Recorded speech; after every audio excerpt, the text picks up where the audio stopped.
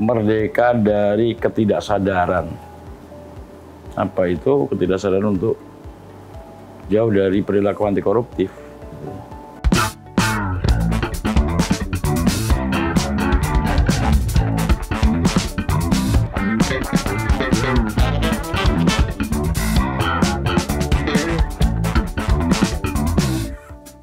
Aksi Meja Pimpinan kali ini lumayan spesial karena kita akan membahas Hari Kemerdekaan dan kaitannya dengan integritas.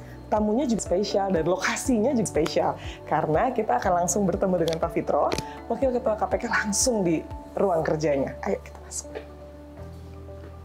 Permisi Mbak, Mas. Halo Bapak. Pagi. Halo. Wah, pagi banget nih kita mengganggu Pak. Sebentar. Ya, wah, lagi sibuk. Gimana Pak kabarnya hari ini Pak? Sehat Pak? Alhamdulillah sehat. Kamu tahu enggak? Alhamdulillah. Gimana Pak? Syarat sehat apa?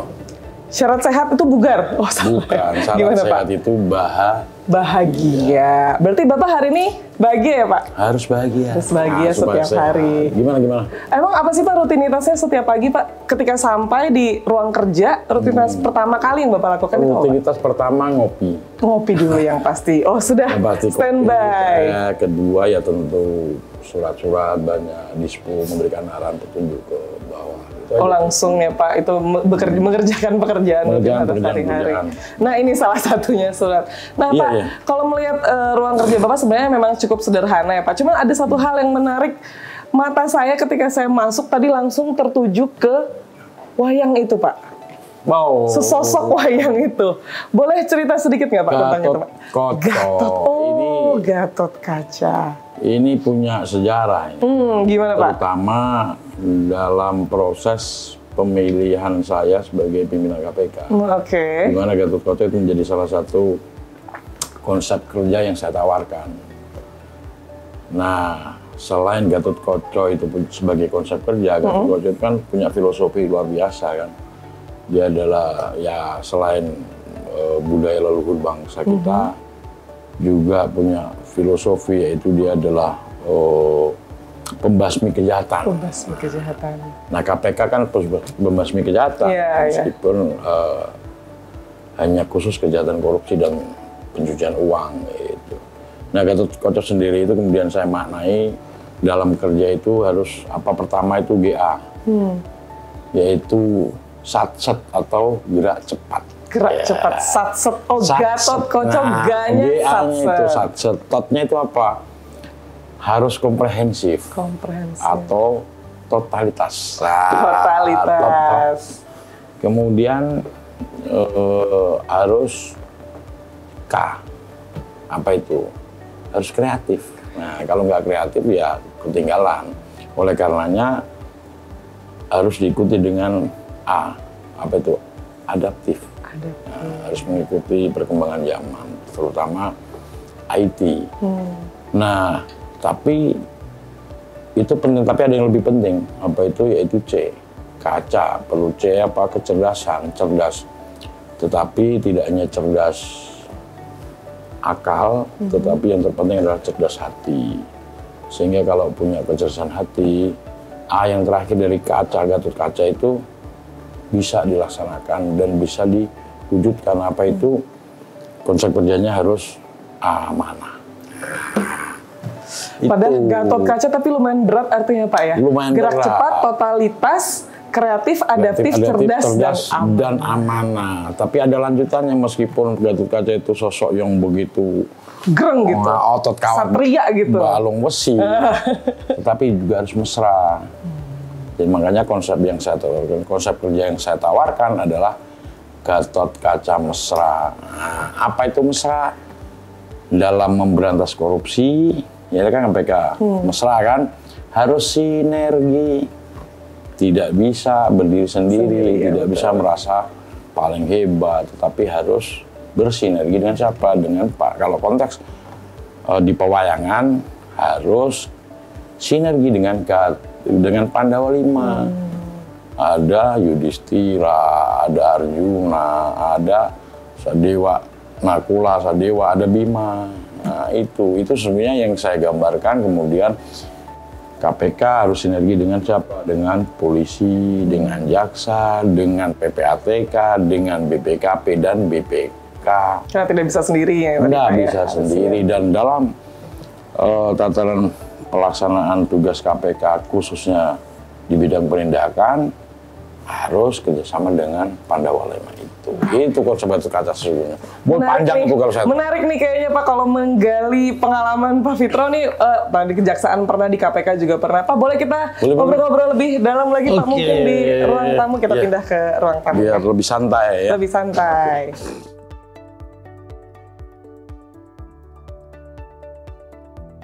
Nah, kita lanjut ngobrol nih ya Pak. Nah, sekarang kan kita mau memperingati Hari Ulang Tahun Kemerdekaan Republik Indonesia nih Pak. Sebenarnya kalau sebagai penegak hukum nih Pak, bagaimana sih Pak memaknai kata merdeka itu sendiri Pak? Merdeka kalau dalam konteks saya selaku penegak hukum ya sesungguhnya ya merdeka dari ketidaksadaran. Apa itu ketidaksadaran untuk jauh dari perilaku anti koruptif. Jadi berkesadaran atau merdeka dari ketidaksadaran untuk sadar bahwa perilaku koruptif itu dampaknya luar biasa, jauh dari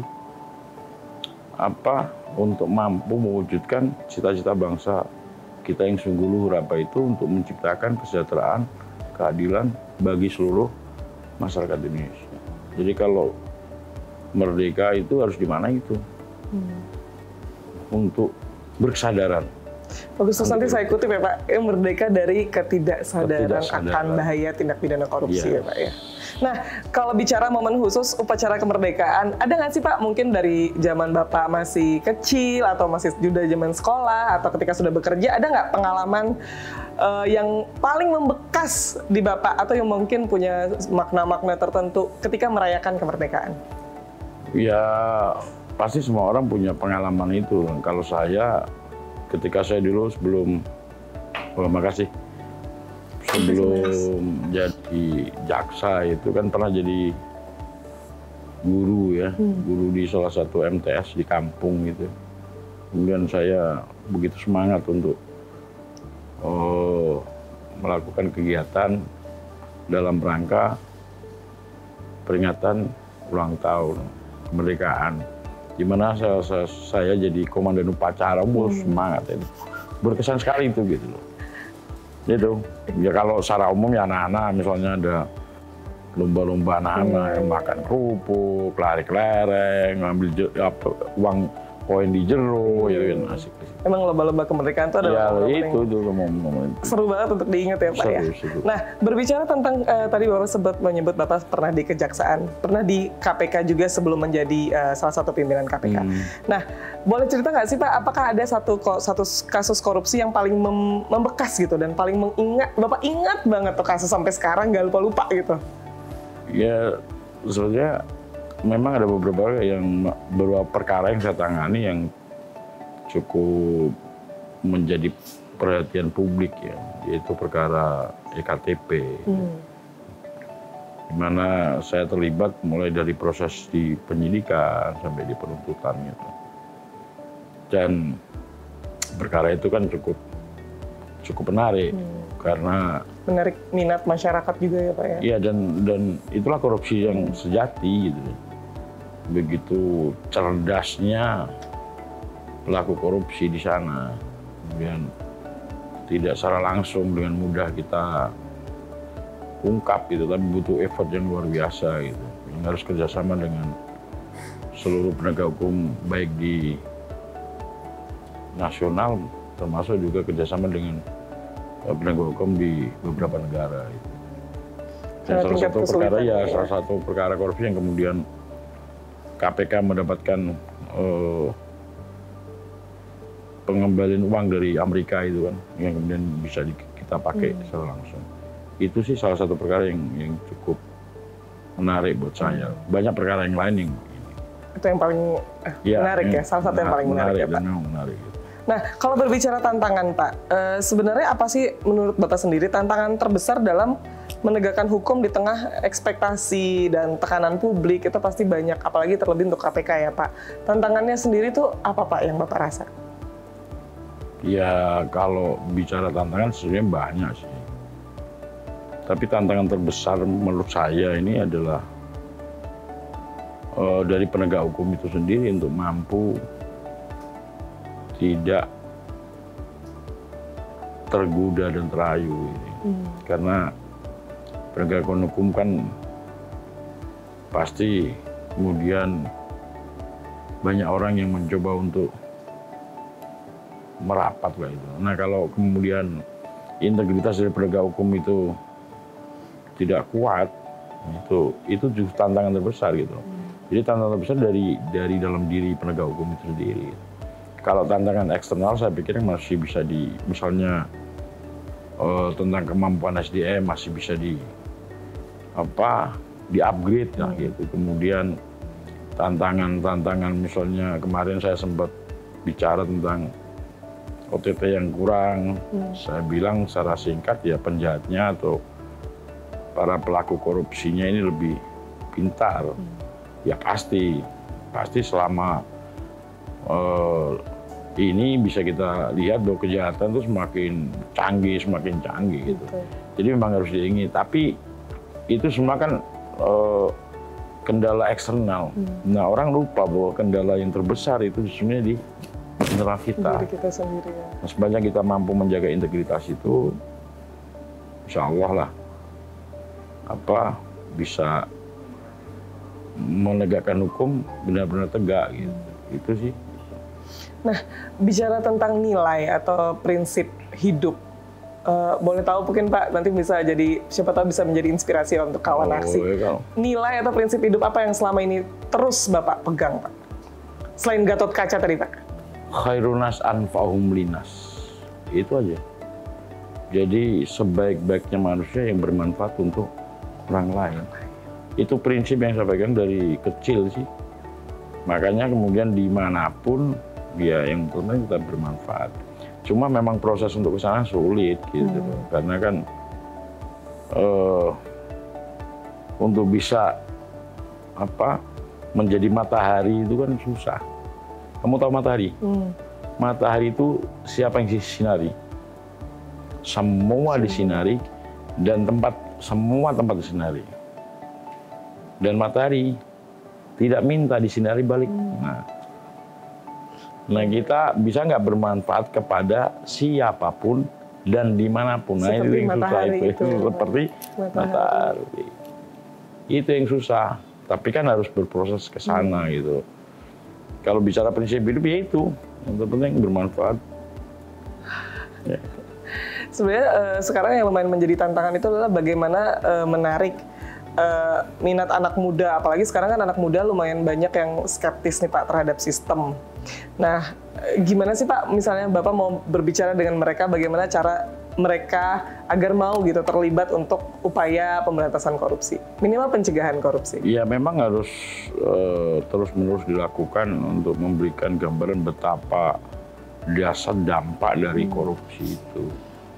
Kita yang begitu kaya raya sumber daya alam kita, tapi pertanyaannya kenapa kemudian angka kemiskinan masih begitu tinggi? Tentu tanda tanya. Nah, oleh karenanya harus secara terus-menerus, secara masif diberi gambaran pada generasi muda terutama bahwa dampak koruptif ini luar biasa. Tapi juga harus diiringi yaitu kesadaran. Berkesadaran ini yang susah gitu. Makanya saya setuju dengan apa yang disampaikan oleh Pak Prabowo, Pak Presiden kita tentang serakah ekonomik. Nah ini memang benar terjadi, luar biasa. Makanya dari tahun 70-an kalau nggak salah itu seorang Rhoma Irama kan sudah yang kaya makin kaya, yang miskin. Jadi ini serakah ekonomi luar biasa karena sumber daya alam kita ini yang menguasai hanya beberapa gelintir orang dan beberapa kelompok golongan. Nah, ini ya harus diberikan pemahaman kepada generasi muda terutama, nggak bisa begini gitu. Tapi ya saya pikir semua negara berkembang pasti punya problem yang hampir sama. Gitu. Yang kaya makin kaya ya Pak? Iya, yang kaya makin kaya. Ya karena tidak diiringi dengan kesadaran. Ya saya pikir pendekatan agama juga penting gitu loh, untuk kemudian menyadarkan orang gitu bahwa harta nggak dibawa mati. Gitu. Kenapa harus dikumpul-kumpulkan seolah-olah mau hidup selamanya gitu.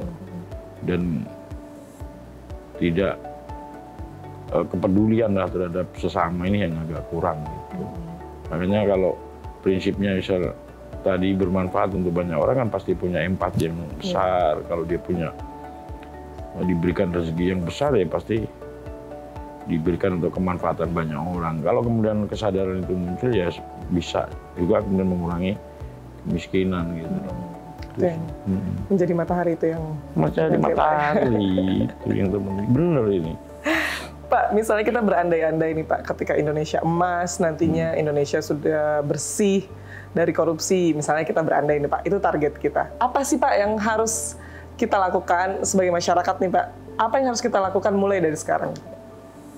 Ya memang itu pekerjaan yang luar biasa berat, tetapi selama dunia ini ada sih tidak mungkin bersih, kemudian tidak mungkin, karena kan di hidup ini kan dualitas toh.